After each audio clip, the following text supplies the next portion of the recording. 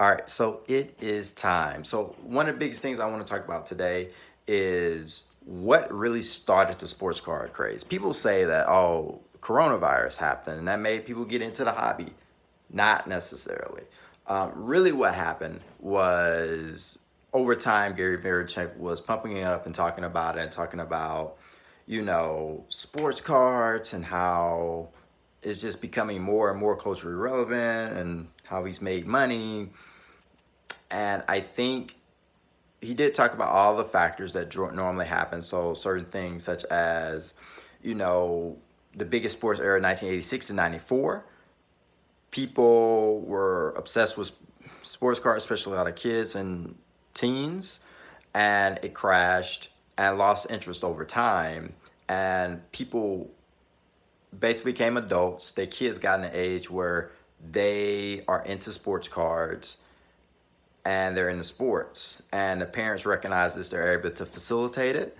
And also the parents either going through their midlife crisis or they are, just want to connect with their kids, and they also can buy the things that they wish they had when they were a kid. And that starts boosting up the market. Other people start to notice, people who are investing in alternative investments and flippers, specific sneaker flippers. I mean, it's a $6 billion secondary market. So some of those people who came into the small market of cars is gonna balloon, prices are going to balloon. So that's something that people need to understand. So these people come in because the issue with sneakers is you can only get so much supply of these shoes, and just trying to figure out what's going to kick off and what's not. Um, where it's easier just to get into cards. So they're getting into cards. Then you have the scarcity factor, built-in scarcity, with the grading. Grading cards, hard to get a PSA 10, and the slab a lot of times looks nice.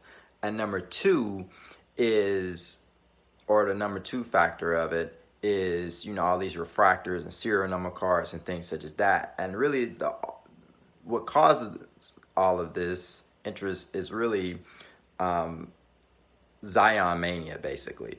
Every 10 or so years, people think, oh, there's going to be a new all-time great who could be one of the greatest ever, top 5, top 10, that's going to come into the league and change the league and just dominate. He's going to be the face of the league and everything.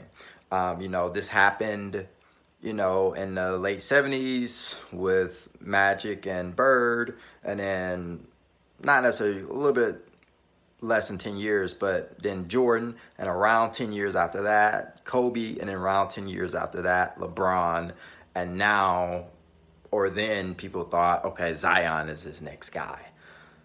So, which he could, but I don't necessarily think he will. So just gambling culture, you could buy some Zion cards, demand people are gonna be buying up his cards. You can buy, a $20 box of cards from retail and pull a $50,000-$100,000 Zion. So just the margins being that high, even though it's like playing the lottery, probably even harder, got people in. But really what did it was in around February, a dual LeBron James Michael Jordan card. I think it'll BGS 9.5, and it's like patch of their jerseys. I think it's game worn jerseys. Sold for $900,000. $900,000. And I was like, what? And it's not even really a real official rookie card. It's like, it's an 8.5? What? For $900,000? So people were thinking like that. And Gary Vaynerchuk, came on and was like, made a video and it's like, I told you, you should have been buying sports cards. Like, it's coming. Like, you don't be the person like miss out. And then stuff skyrocketed because Giannis was slowly going up. He went from 5 to 6, and then he went to 7, then went to 8, and then he was coming up to 1,000. And it's like you couldn't find any cards less than that for his PSA 10 Prism base cards. And then stuff started shooting up, and you see it going from 2,000. It's like going to 3,000. It's like, what is going on? So that's the thing that kicked it off, and everything was going up. Everything for basketball was going up. So, and then he started pumping up baseball, and then baseball was 3, 4, 5x for a lot of stuff.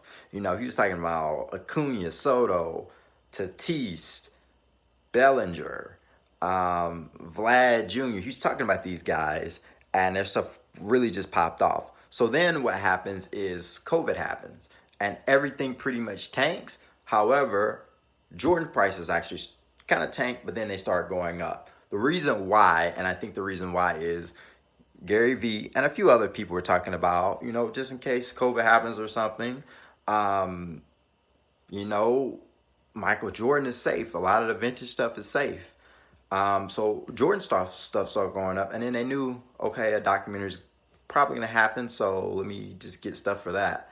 So Jordan, especially his rookie cards, start skyrocketing and going up.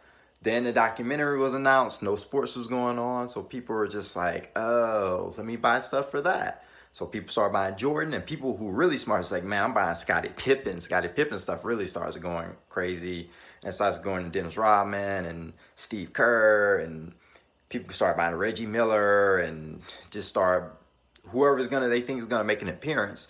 Karl Malone, Hakeem Olajuwon, people will just start buying them up. All right, so now you've reached that phase where you bought these cards up, and you're trying to people are flipping and selling them, and people just start thinking about all other documentaries, baseball, football, all these other people, or they could have one about such and this person and the other. And so people just start going out and buying vintage stuff that was purely ignored and had a narrative around why you shouldn't get it, all really starts to go up. I mean, even people like Sean Kemp and stuff that really isn't worth it start going up. So then eventually sports start to slowly come back, and people went from vintage to start buying regular players. And I mean, there's certain stuff for vintage went insane. I remember I had a PSA 6 of Julius Erving. That card was, I bought it for $300 or $400. I sold it for about $600, and then it shot up to $2,000, $3,000, and I was like, what the heck?